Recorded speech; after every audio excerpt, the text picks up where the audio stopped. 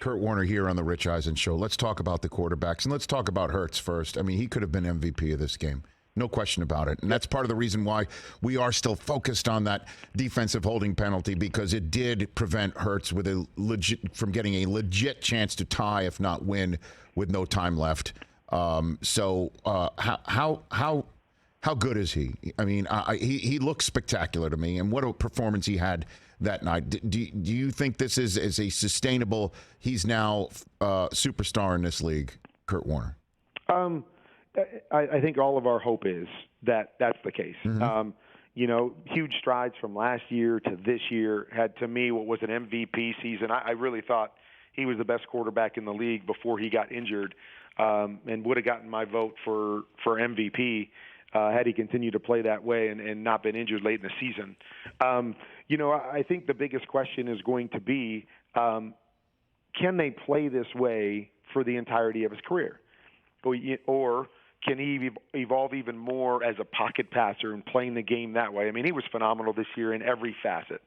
But they had a really, really good run game, a really good offensive line. And so I'm not taking anything away from Jalen Hurts.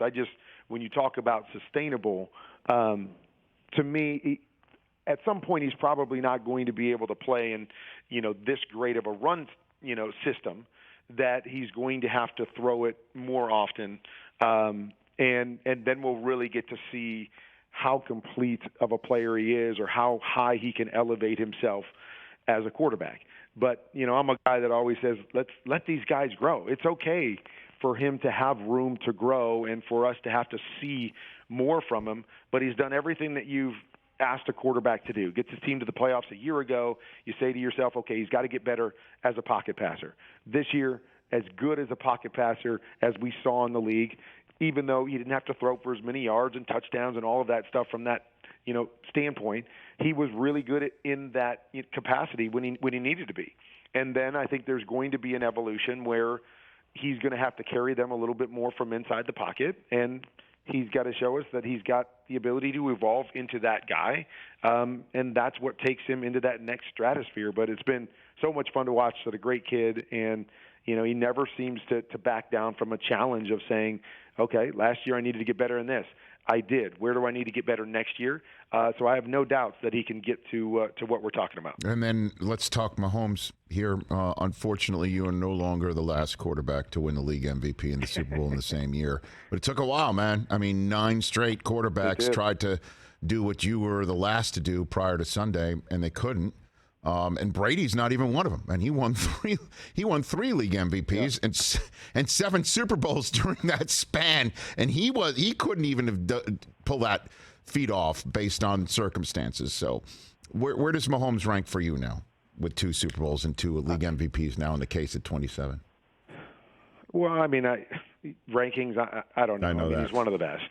I mean, he's shown us in a short period of time how good he is, and when it's all said and done, he'll be one of the best.